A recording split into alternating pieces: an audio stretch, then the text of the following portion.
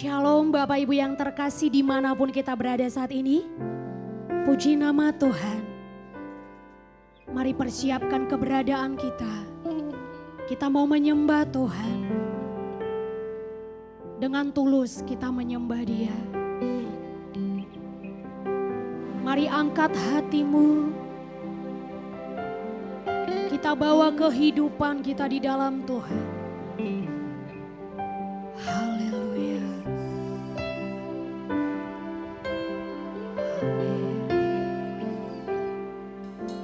Siapa boleh naik ke gunung Tuhan? Siapa boleh datang menyembah Dia? Hanya orang-orang yang suci hatinya, yang rindu menyembah Dia. Dengan tulus hatimu katakan, siapa boleh naik ke gunung Tuhan? Siapa boleh datang menyembah Dia? Hanya orang-orang yang suci hatinya, yang rindu menyembah Dia. Lebih lagi, bawa hatimu. Siapa boleh naik ke gunung Tuhan? Siapa boleh datang menyembah Dia? Hanya orang-orang yang suci hatinya, yang rindu menyembah Dia. Sembah Yesus, sembah Yesus, sembah Yesus, sembah kekudusan nama-Mu. Sembah Yesus, sembah Yesus, ku angkat hatiku sembah, sembah Yesus, sembah Yesus, sembah Yesus, sembah kekudusan nama-Mu. Sembah Yesus, sembah Yesus, ku angkat hatiku sembah Yesus. Dengan tulus lebih lagi. Haleluya. Siapa boleh naik ke gunung Tuhan? Siapa boleh datang menyembah Dia? Hanya orang-orang yang suci hatinya, yang rindu menyembah.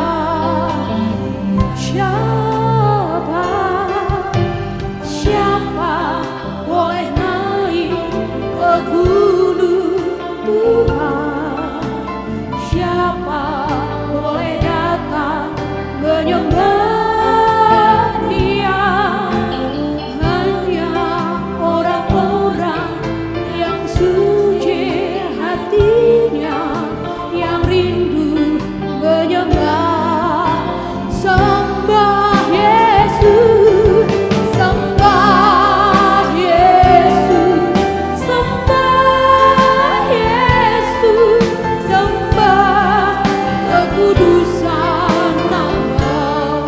Ku sembah Kau. Haleluya, haleluya.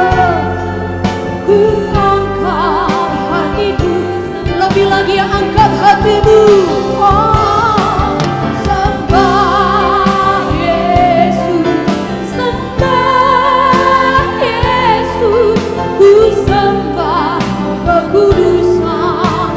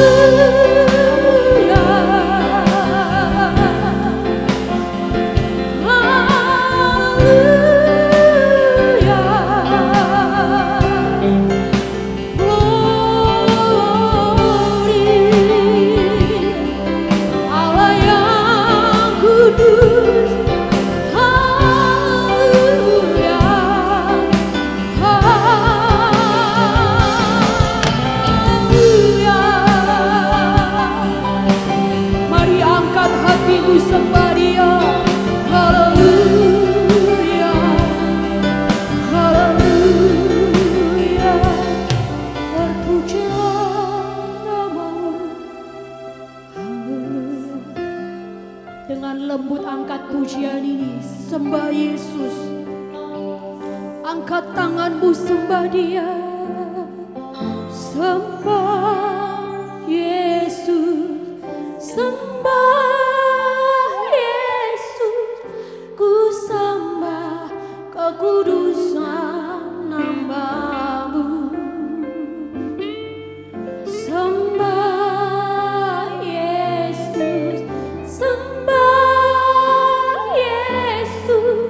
Ku angkat hatiku, sembah, sembah Yesus, sembah Yesus, sembah Yesus. Ku sembah kekudusan nama-Mu. Sembah Yesus, sembah Yesus. Ku angkat hatiku, sembah. Ku angkat hatiku, ku angkat hatiku, sembah. Oh, ku angkat hatiku, sembah Yesus.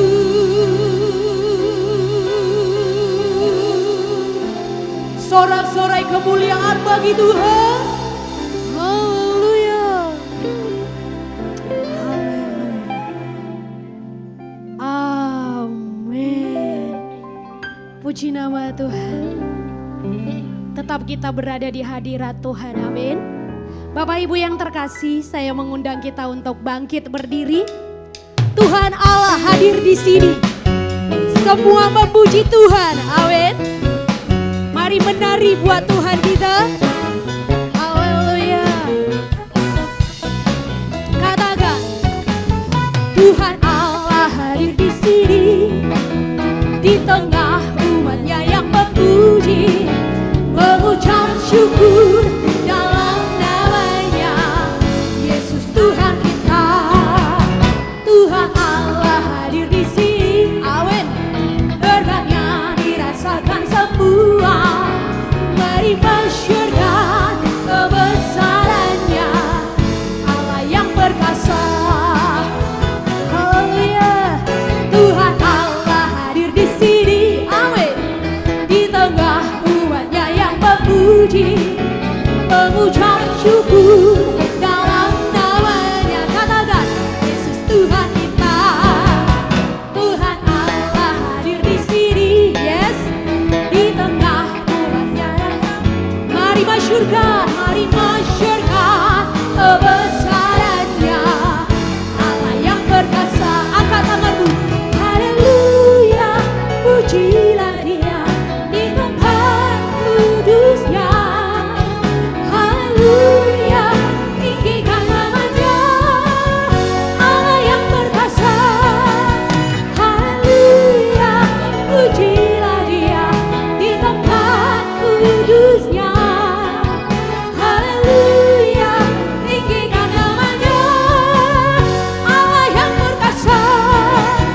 Tuhan Allah hadir di sini, di tengah umatnya. Amin. Katakan, mengucap syukur dalam namanya Yesus Tuhan kita. Tuhan Allah hadir di sini. Yes. Berkatnya dirasakan semua. Mari masyurkan kebesarannya, Allah yang perkasa. Mari lambaikan tanganmu. Haleluya. Pujilah Dia di tempat kudusnya. Haleluya. Tinggikan namanya, Allah yang perkasa. Haleluya. Pujilah Dia di tempat kudusnya.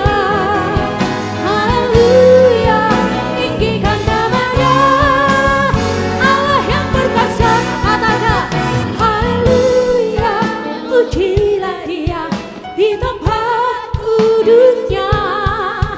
Haleluya, tinggikan namanya, Allah yang perkasa. Lebih lagi, haleluya, pujilah Dia di tempat duduknya. Haleluya, tinggikan namanya, Allah yang perkasa. Tuhan Allah hadir di sini, di tengah umatnya, umatnya yang memuji, mengucap syukur dalam namanya. Yesus Tuhan kita, Tuhan Allah hadir di sini. Amin. Berkatnya dirasakan semua. Mari masyurkan kebesarannya, Allah yang perkasa. Amin. Mari masyurkan kebesarannya, Allah yang perkasa. Mari masyurkan kebesarannya, Allah yang perkasa. Yes. Haleluya. Haleluya. Sorak-sorai kemuliaan bagi Tuhan kita, amin. Puji nama Tuhan. Bapak Ibu yang terkasih, saya persilakan untuk duduk kembali. Saatnya kita persiapkan hati untuk mendengarkan kebenaran firman Tuhan. Mari kita teduhkan setiap gejolak jiwa kita. Kita mau mendengarkan apa yang menjadi kehendak Tuhan dalam hidup kita. Kami memilih-Mu Tuhan sepanjang umur hidup kami. Kami mau mengikut jejak-Mu. Haleluya. Saya mau iring Yesus sepanjang hariku, walau berat dan sukar jalanmu. Hidup yang Kau jalani menyukakan hati Bapa, rinduku menghidupinya. Tuhan ajarku setia seperti dirimu, taat Bapa sampai di salibmu. Di dunia lakukan kehendak Bapa, menyelesaikan rencana Bapa. Dengan tulus hatimu, oh, saya mau iring Yesus sepanjang hariku, walau berat dan sukar jalanmu. Hidup yang Kau jalani menyukakan hati Bapa, rinduku menghidup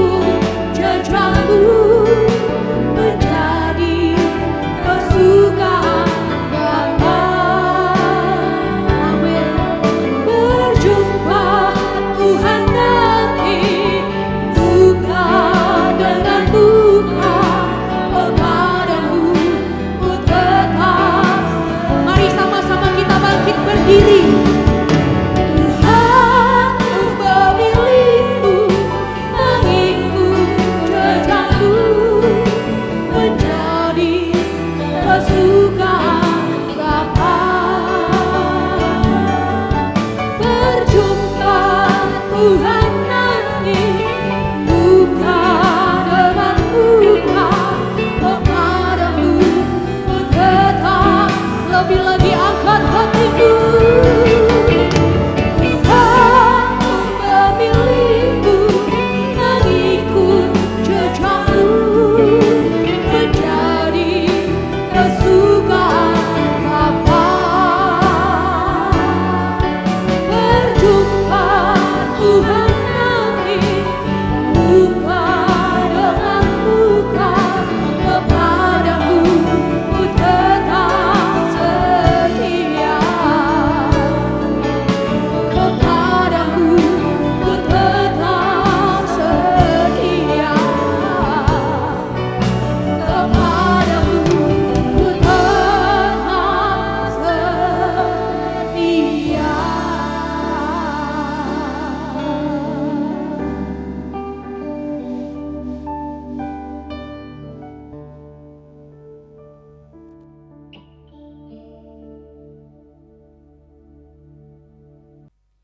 Shalom saudara sekalian, sungguh berbahagia kalau kita masih mempunyai kesempatan untuk mendengar kebenaran.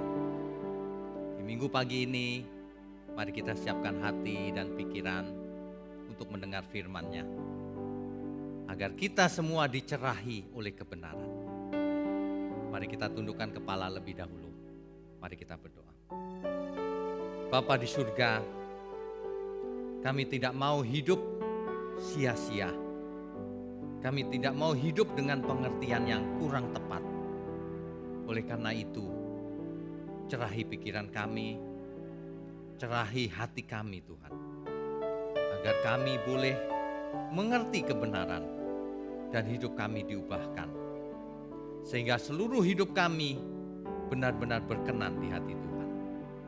Terima kasih Bapa, layakkan hamba-Mu melayani. Berkati mulut hamba-Mu ini untuk menyampaikan kebenaran.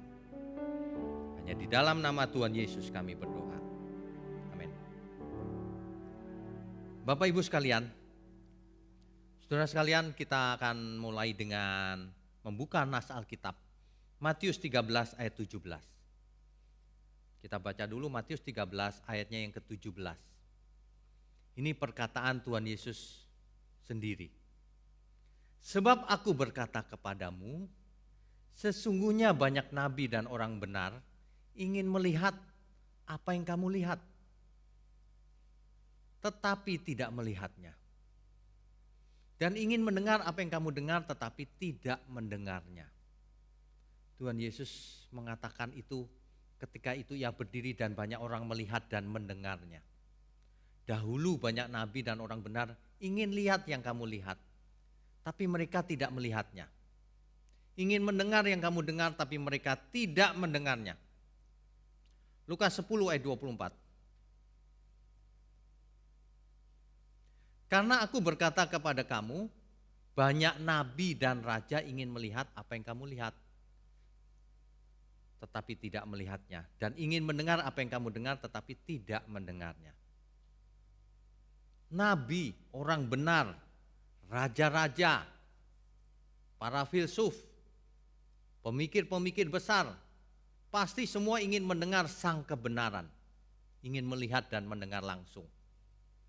Seandainya mereka ditawari kesempatan, pasti mereka sangat mau.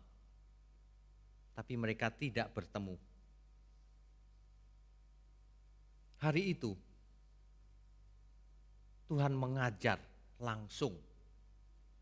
Tapi banyak orang tidak menerimanya. Dalam satu kesempatan Tuhan mengatakan demikian. Di Yohanes 5 ayat 39 sampai 40. Yohanes 5 ayat 39 sampai 40. Kamu menyelidiki kitab-kitab suci, sebab kamu menyangka bahwa olehnya kamu mempunyai hidup yang kekal. Kau pikir kamu bisa hidup kekal ya dengan belajar kitab suci, kira-kira begitu kalimatnya. Tetapi walaupun kitab-kitab suci itu memberi kesaksian tentang aku, tetapi ketika kamu baca kitab suci itu dan kitab suci itu mengisahkan tentang aku, menunjuk tentang aku, kata Tuhan Yesus ini. Namun kamu tidak mau datang kepadaku untuk memperoleh hidup itu, hidup kekal tentunya. Kamu nggak mau hidup kekal, padahal tujuan kamu hidup kekal. Kamu tidak mau datang kepadaku, padahal kitab yang kau baca itu menyaksikan tentang aku.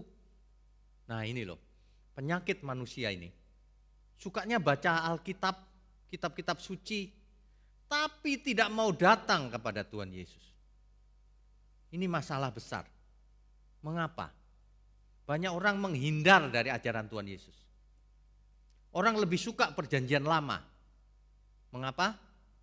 Karena perjanjian lama enak didengar sebagian besar. Sedangkan perjanjian baru berat ajarannya. Nah, sehingga banyak orang hari ini orientasinya perjanjian lama, bukan perjanjian baru. Padahal Tuhan Yesus mengajar di perjanjian baru. Itu kan perjanjian lama juga firman Tuhan juga, Pak. Begitu. Alasan manusia itu banyak. Ya. Padahal kitab perjanjian lama itu bahkan dari kitab yang paling awal, kitab Kejadian, itu sudah menubuatkan akan datangnya Mesias. Banyak orang menunggu-nunggu datangnya Mesias.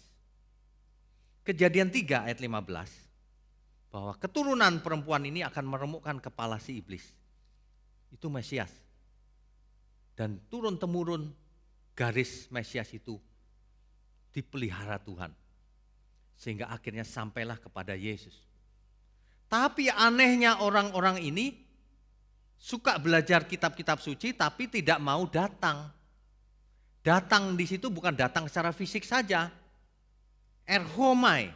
Erhomai itu artinya yang pertama memang datang, mendengar, belajar. Dan yang kedua masuk ke dalamnya. Masuk itu maksudnya melakukannya. Itu.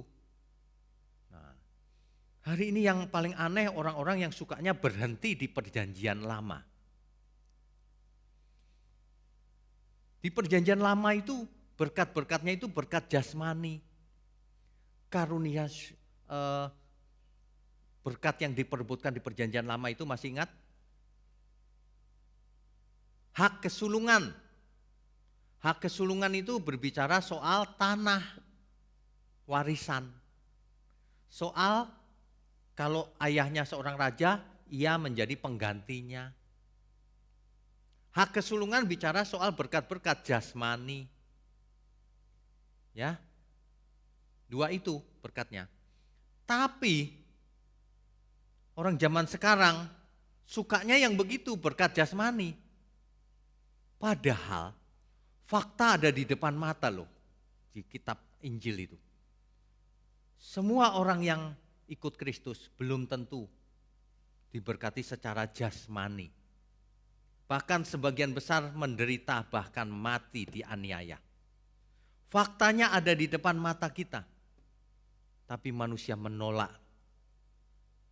Khususnya saudara-saudara sekalian yang masih berpikiran bahwa perjanjian lama itu enak gitu.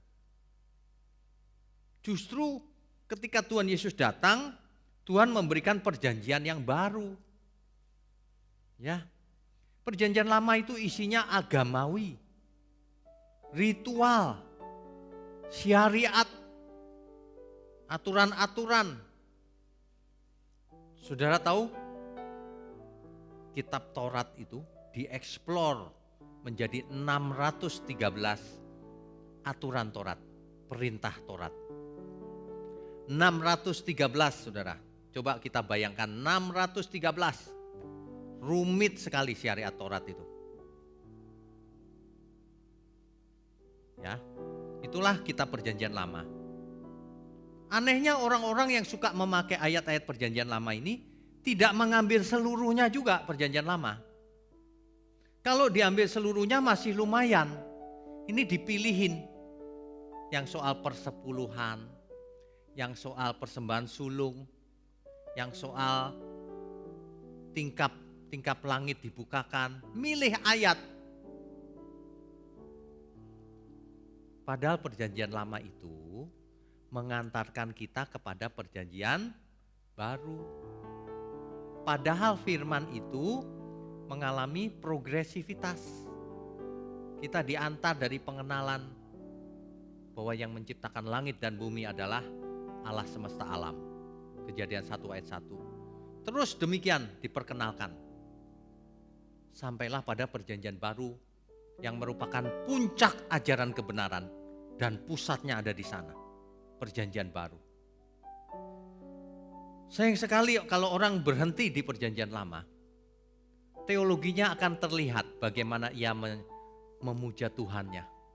Nanti akan kelihatan. Kalau orang perjanjian lama, fokusnya perjanjian lama, orang pasti melahirkan teologi kemakmuran. Perhatikan baik-baik Bapak Ibu, gereja atau ajaran yang mengajarkan teologi kemakmuran, itu selalu pakai ajaran dari perjanjian lama. Dia menghindar dari ajaran Tuhan Yesus. Ya, ia menghindar. Kelihatan. Jadi sebenarnya Bapak Ibu bisa mendeteksi ajaran mana yang benar, ajaran mana yang salah. Kalau mau ikut Tuhan Yesus ya dengarkan kata-kata Tuhan Yesus. Kok berhenti di perjanjian lama? Aneh ini. Makanya ada teologi kemakmuran, teologi mistik, yang mistik-mistik begitu. Teologi hyper grace. Itu karena tidak belajar kepada Kristus. Jika orang berpusat pada perjanjian lama saja, maka ia bukan orang Kristen. Tetapi ia beragama Yahudi. Atau beragama Musa. Atau disebut juga Yudaisme. Bukan Kristen. Sebab kalau Kristen belajar perjanjian lama juga, tetapi dilanjutkan terus, bablas sampai perjanjian baru, sampai ajaran Tuhan Yesus. Bahkan akhirnya pusatnya ada di ajaran Tuhan Yesus. Puncak ajarannya ada di ajaran Tuhan Yesus di perjanjian baru, bukan perjanjian lama. Ya. Mari kita bertobat. Siapapun saudara yang mendengar firman ini, coba renungkan baik-baik. Salah memilih jalan hidup akan tidak sampai kepada tujuan. Perlu diingat bahwa firman Tuhan itu progresif. Dari kitab Kejadian sampai dengan Wahyu. Jadi hukum Taurat itu hanyalah merupakan bayangan. Bayangan yang akan terjadi. Jadi bukan hukum yang selamanya untuk dikenakan untuk umat percaya. Hanya bayangan. Coba kita baca Ibrani 10 ayatnya yang pertama. Dicatat ya Bapak Ibu ya, Ibrani 10 ayatnya yang pertama. Perhatikan baik-baik. Di dalam hukum Taurat hanya terdapat bayangan saja dari keselamatan yang akan datang. Dan bukan hakikat dari keselamatan itu sendiri, bukan. Karena itu dengan korban yang sama, yang setiap tahun terus-menerus dipersembahkan, hukum Taurat tidak mungkin menyempurnakan mereka yang datang mengambil bagian di dalamnya. Jelas ya kalimatnya? Hukum Taurat tidak bisa membawa kita kepada kesempurnaan. Tidak mungkin, kata Ibrani 10 ayat 1. Karena hukum Taurat hanya bayangan dari keselamatan yang akan datang itu. Bukan hakikat dari keselamatan itu sendiri. Itu sebabnya korban bakaran, korban persembahan terus-menerus dipersembahkan tiap tahun. Mengapa? Karena itu tidak bisa melunasi hutang dosa. Tidak bisa menyempurnakan, tidak bisa menyelamatkan. Jelas ya? Nanti dibaca. Itu jelas kok. Jika hal itu mungkin, kalau itu bisa menyelamatkan Taurat, pasti orang tidak mempersembahkan korban lagi. Ayat 2-nya itu. Sebab mereka yang melakukan ibadah itu tidak sadar lagi akan dosa setelah disucikan sekali untuk selama-lamanya. Tapi dengan Taurat tidak, setiap tahun harus mempersembahkan lagi, diulang-ulang terus. Sebab tidak pernah lunas.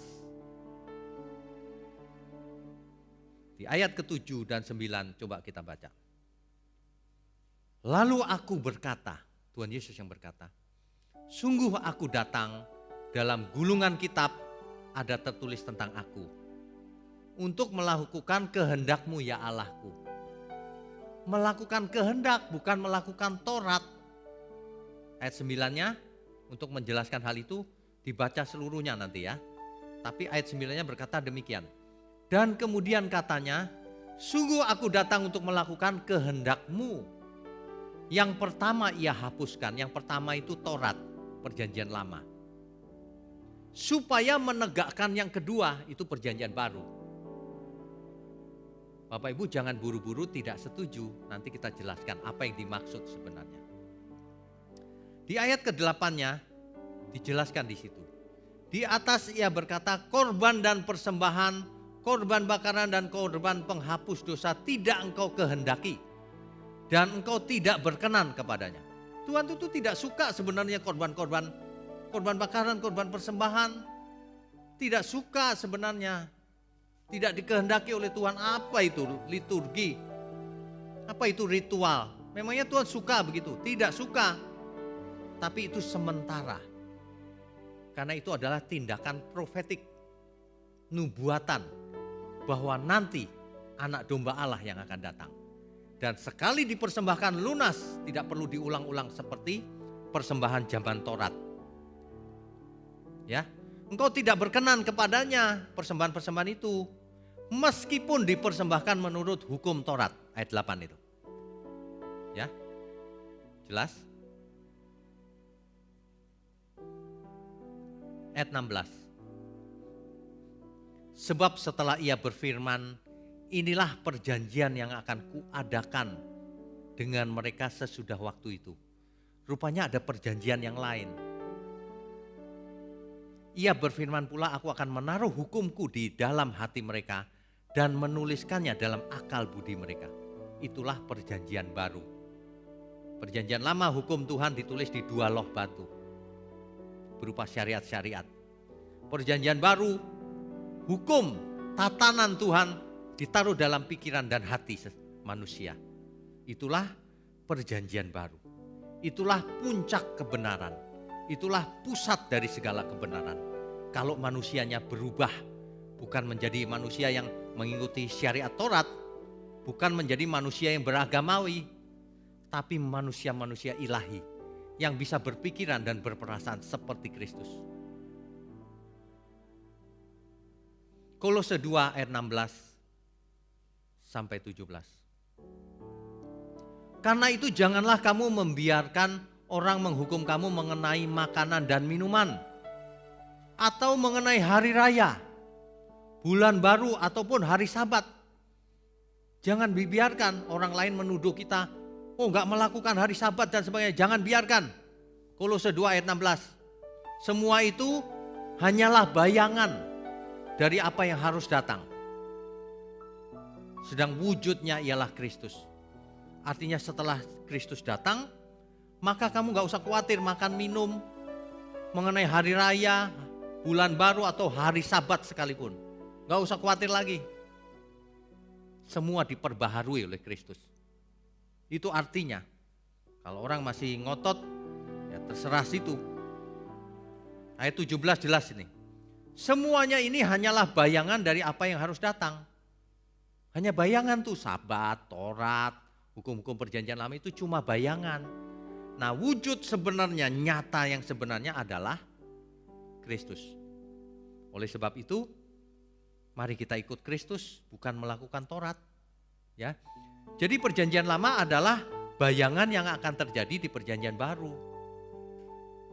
Perjanjian baru adalah penggenapan perjanjian lama, kelanjutan dari perjanjian lama, penyempurnaan dari perjanjian lama. Jadi salah kalau seseorang belajarnya hanya perjanjian lama, harus dilanjutkan sampai ajaran Kristus. Ada amin ya? Mengapa demikian? Sebab hukum Taurat hanya berlaku sementara.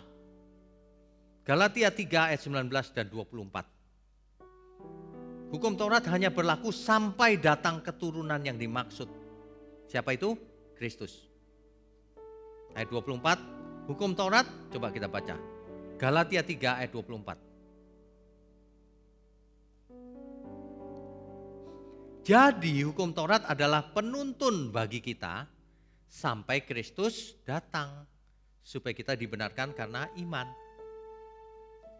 Jadi hukum Taurat hanya berlaku sampai Kristus datang. Ya, itu artinya. ayat 28 coba. Kenapa demikian? Karena hukum Taurat justru mencegah bangsa non-Yahudi masuk ke dalam kebenaran. Membuat benteng-benteng. Nah, sedangkan perjanjian baru, ayat 28 kita baca. Dalam hal ini tidak ada orang Yahudi atau orang Yunani. Tidak ada hamba atau orang merdeka. Tidak ada laki-laki atau perempuan. Karena kamu semua adalah satu di dalam Kristus Yesus. Itu artinya. Jadi Taurat itu sementara untuk bangsa Israel. Sedangkan Kristus untuk semua orang, baik Yahudi maupun non-Yahudi, Yunani dan seterusnya. Lebih jelas lagi Efesus 2 ayat 15. Kita akan banyak baca ayat Bapak Ibu, supaya semuanya menjadi Alkitabiah. Ayat 15. Sebab dengan matinya sebagai manusia, ia telah membatalkan hukum Taurat dengan segala perintah dan ketentuannya. Hukum Taurat dibatalkan dengan matinya sebagai manusia. Mengapa?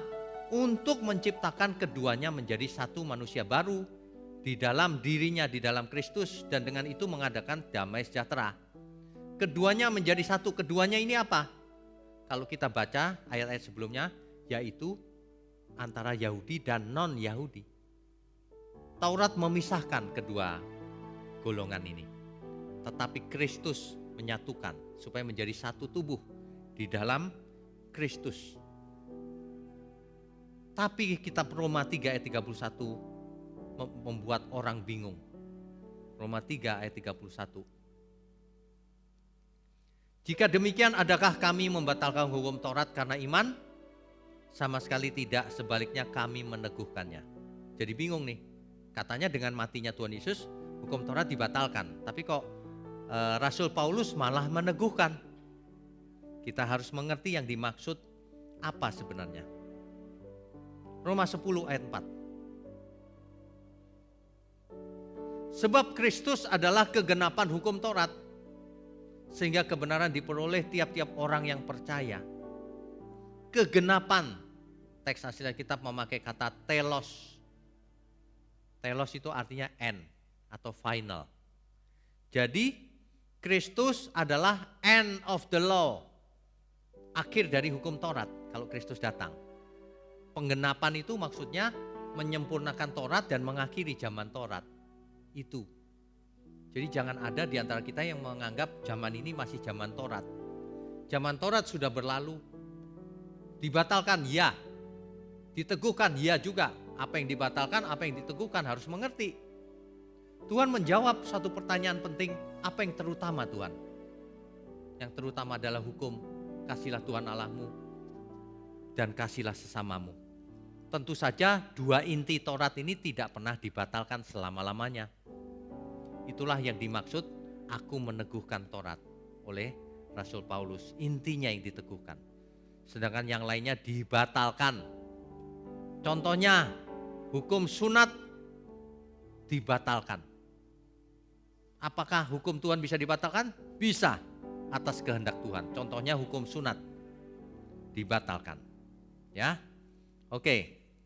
Jadi mulai sekarang kita tahu posisinya perjanjian lama dan perjanjian baru.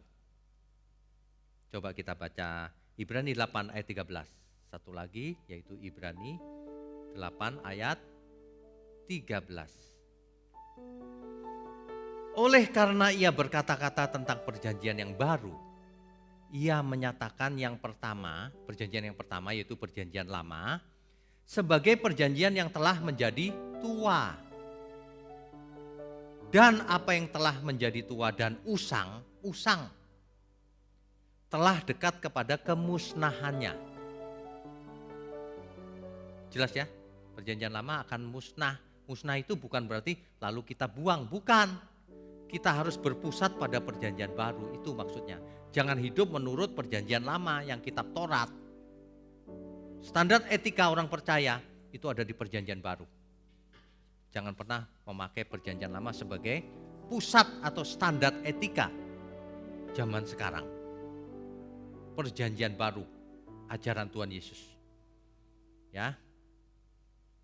Jadi Kita harus mengerti Tuhan Yesus datang itu sebenarnya menyempurnakan hukum yang ada. Kalau tadinya hukumnya yang tertulis syariat Taurat, sekarang orientasinya adalah dalam roh dan kebenaran. Ada amin? Itulah sebabnya Tuhan Yesus memberikan perjanjian baru. Lukas 22 ayat 20. Coba kita baca Lukas 22 ayat 20 ya. Demikian juga dibuatnya dengan cawan sesudah makan, ia berkata, cawan ini adalah perjanjian baru oleh darahku yang ditumpahkan bagi kamu. Jadi perjamuan kudus itu kita lakukan karena kita memasuki perjanjian baru. Sejak hari itu perjanjian baru berlaku. Ajaran Tuhan Yesus tentunya. Ya, Ibrani 12 ayat 24. Ibrani 12 ayat 24. Dan kepada Yesus pengantara perjanjian baru. Pengantaranya perjanjian baru, yang pengantara kita dan Bapa itu Tuhan Yesus, satu-satunya pengantara. Dan kepada darah pemercikan yang berbicara lebih kuat daripada darah Habel. Pengantara perjanjian baru. Ya. Itulah Yesus. Jadi puncak atau ajaran itu ada di perjanjian baru. Tidak boleh ajaran itu ada di perjanjian lama pusatnya. Pusatnya perjanjian baru, yaitu ajaran Tuhan Yesus. Tuhan menyatakan hal itu secara eksplisit. Yohanes 14 ayat 6. Kata Yesus kepadanya, akulah jalan dan kebenaran dan hidup. Tidak ada seorang pun yang datang kepada Bapa kalau tidak melalui aku. Satu-satunya pengantara kita. Satu-satunya yang membawa kita kepada Bapa. Tidak ada yang lain. Jadi ingat baik-baik, pusatnya itu ada di perjanjian baru. Jangan pernah visi misi, tapi dasarnya perjanjian lama. Visi misi orang percaya zaman sekarang perjanjian baru, ajaran Tuhan Yesus. Ya, kita harus mengasihi Tuhan, karena Tuhan sudah mati, Tuhan berikan segalanya, Tuhan menebus kita, Tuhan membuat perjanjian yang baru dengan darahnya. Kita itu ingin ketemu Tuhan sebenarnya. Tapi nanti kita akan ketemu Tuhan sih. Sekarang ini meskipun kita tidak pernah melihat Tuhan Yesus secara langsung. Ya. Tapi kita bisa menghayatinya.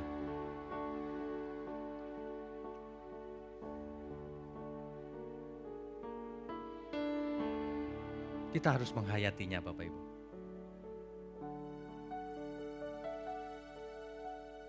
Meskipun kita tidak pernah melihat wajahnya.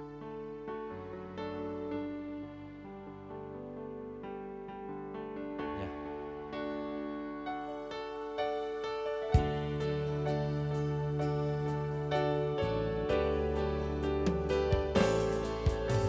Walau tak pernah lihat wajahmu, tanganmu tak pernah kuraba, tak pernah ku jamah ujungnya jubahmu, namun kehadiranmu nyata. Tak pernah lihat kosong kuburmu, kau bangkit aku tak di sana, namun ku percaya dan tetap ku cinta dirimu lebih dari segalanya. Bapak Ibu sekalian, meskipun kita tidak pernah melihat wajah Tuhan, tapi kita harus tahu Dialah satu-satunya pengantara perjanjian baru. Dialah satu-satunya yang bisa mengantar kita kepada Bapa. Hari ini kita sudah masuk ke zaman bukan hanya perjanjian baru, mungkin sudah di ujung akhir perjanjian baru.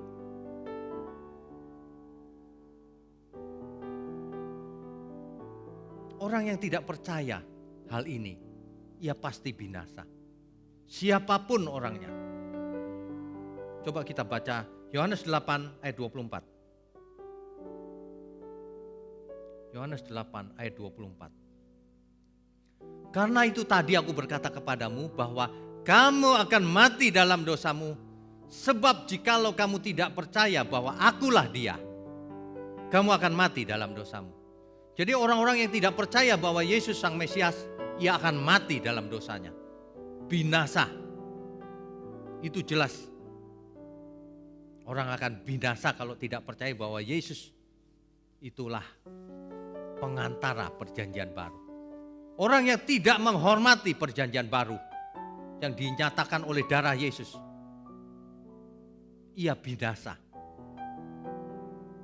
Mestinya kita semua itu fokus di perjanjian baru. Banyak orang ingin hidup senang, masuk surga dengan cara mudah. Makanya fokusnya perjanjian lama. Orang kalau datang kepada Tuhan Yesus maunya diberkati. Tidak mau memikirkan kewajibannya apa, hutangnya apa, padahal kita berhutang.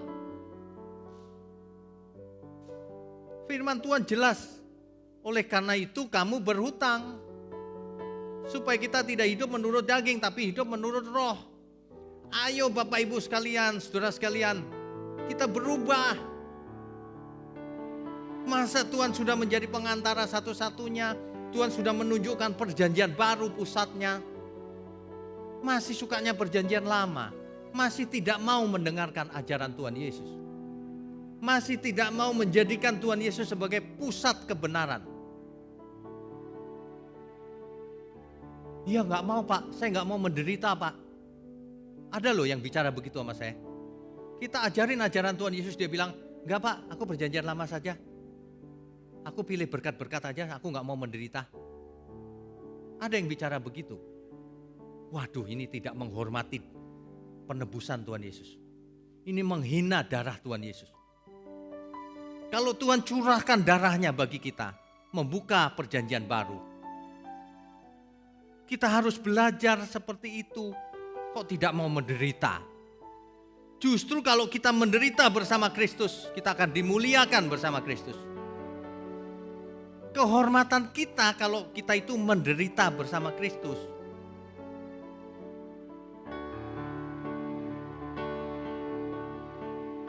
Kehormatanku bila menderita bagimu, dan setia sampai akhir nafasku. Bila tiba saatnya muka dengan muka nanti, ku melihat wajah penebusku. Kehormatanku bila menderita bagimu, dan setia sampai akhir nafasku. Bila tiba saatnya muka dengan muka nanti, ku melihat wajah penebusku. Bapak Ibu sekalian, justru kita harus menderita. Banyak orang tidak suka penderitaan. Kita harus menderita, tapi bukan menderita karena kita gagal. Bukan menderita karena dosa. Kita harus menderita karena Kristus. Ada amin? Kita harus sukses, tetapi menderita untuk Kristus. Segala kesuksesan kita harus kita persembahkan bagi Tuhan. Kita harus menanggung beban orang-orang yang membutuhkan pertolongan. Kita harus menjadi garam dan terang dunia. Kita harus menjadi terang di dunia ini yang gelap ini. Kita harus menanggung beban orang-orang yang butuh pertolongan. Itulah penderitaan-penderitaan yang dimaksud. Kita harus menanggung hinaan-hinaan dari orang yang menyerang kita. orang yang mengancam kita, orang yang memfitnah kita, yang membuli kita. Sebab pasti ada orang-orang yang jahat di dunia ini. Itulah penderitaan orang percaya, menderita yang benar. Amin Bapak Ibu. Jangan tidak mau menderita. Menderita itu kehormatan. Menderita itu kehormatan.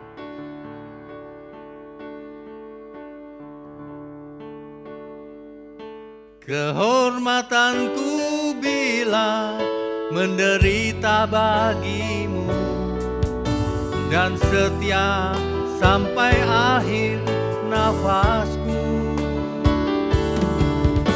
Bila tiba saatnya muka dengan muka nanti, ku melihat wajah penebusku. Kehormatanku bila menderita bagimu, dan setia sampai akhir nafasku. Bila tiba saatnya muka dengan muka nanti, ku melihat wajah penebusku. Bapak Ibu sekalian, yang berbahagia adalah yang menderita bersama Kristus, sebab ia akan dimuliakan bersama Kristus. Amin. Umat Tuhan dimanapun berada, mari kita belajar. Jangan cuma amin di mulut, mari kita lakukan, kita berubah. Tentu Tuhan berkenan. Mari kita berdoa. Bapa di surga, terima kasih untuk firman-Mu yang menegur kami, yang mengajari kami agar kami berpusat pada ajaran Kristus, berpusat pada ajaran perjanjian baru, belajar perjanjian lama tetapi tidak berhenti sampai di sana, melanjutkan sampai perjanjian baru untuk menjadi murid-murid Kristus, untuk menderita bersama Kristus, untuk dimuliakan bersama Kristus. Terima kasih Bapa. Bapa di surga, mohon berkati program ini agar menjadi kemuliaan bagi Tuhan. Berkati juga orang-orang yang mendukung program kebenaran ini sampai ke ujung bumi. Berkati kami dengan kesehatan umur panjang, agar kami boleh melakukan bagian kami menyenangkan Tuhan. Terima kasih Tuhan, kami sambut segala berkat. Berkat jasmani, berkat rohani. Di dalam persekutuan dengan Bapa, Putra dan Roh Kudus. Haleluya. Mari kita semua yang percaya katakan, amin.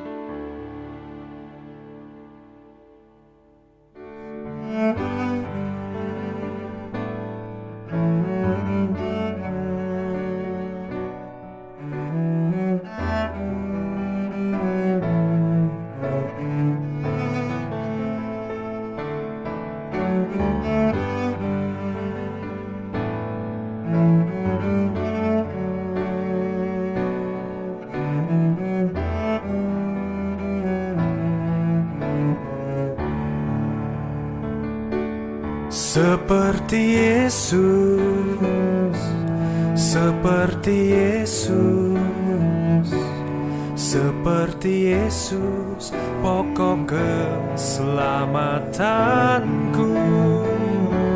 Seperti Yesus, seperti Yesus, yang selalu menyukakan hatimu.